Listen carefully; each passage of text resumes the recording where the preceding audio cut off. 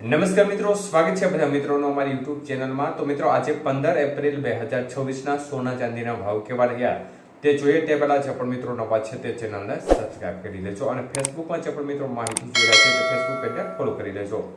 વાત કરીએ સૌપ્રથમ ચાંદીની બજાર વિશે।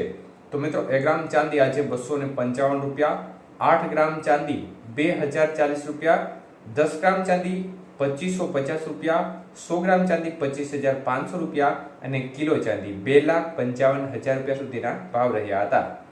તો મિત્રો ચાંદીની બજારમાં આજે પ્રતિ 1 કિલોએ ફરી એકવાર માહોલ છે તે સ્થિર જોવા મળ્યો હતો। કોઈ પણ પ્રકારની વધઘટ ચાંદીની બજારમાં આજે નહોતી જોવા મળી।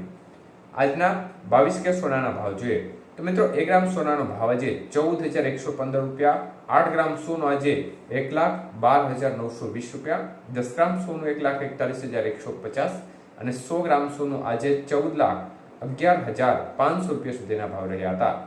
તો આજે 22 કે સોનાના 100 ગ્રામના ભાવની અંદર 13,500 રૂપિયાનો વધારો થયો હતો।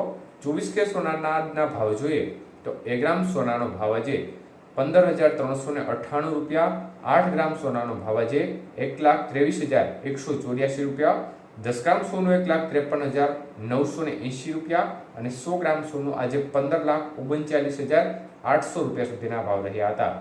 તો આજના 24 કે સોનાના 100 ગ્રામના ભાવની અંદર 14,700 રૂપિયાનો વધારો જોવા મળ્યો હતો। તો મિત્રો બજાર છે તેમાં આજે 18 કે સોનાના ભાવ જોઈએ તો 1 ગ્રામનો ભાવ 11,550 રૂપિયા, 8 ગ્રામ સોનું 92,400 રૂપિયા, 10 ગ્રામ સોનું 1,15,500 રૂપિયા અને 100 ગ્રામ સોનું આજે 11,55,000 રૂપિયા સુધીના ભાવ રહ્યા હતા। તો આજે 18 કે સોનાના 100 ગ્રામના ભાવની અંદર 11,100 રૂપિયાનો વધારો જોવા મળ્યો હતો। તો મિત્રો ખાસ કરીને આજે બજારમાં ફરી એકવાર માહોલ છે તે વધારા તરફી જોવા મળી રહ્યો છે, કારણ કે યુદ્ધની પરિસ્થિતિઓમાં માહોલ સતત બદલાયેલો જોવા મળી રહ્યો છે।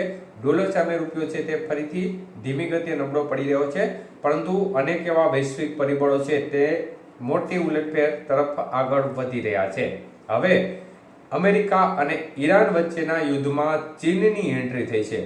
જી હા મિત્રો, ચીન છે તે સ્ટ્રેટ ઓફ હોર્મુઝ પરથી જે પોતાના જહાજો પસાર થઈ રહ્યા છે, ત્યારે અમેરિકાએ ધમકી આપી છે કે અમે જહાજો પસાર થવા નહીં દઈએ, સંપૂર્ણપણે બ્લોકેજ કરીશું।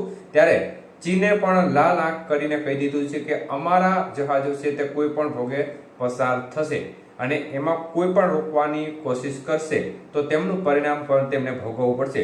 એટલે સીધી ચેતવણી તેમણે અમેરિકાને આપી દીધી છે।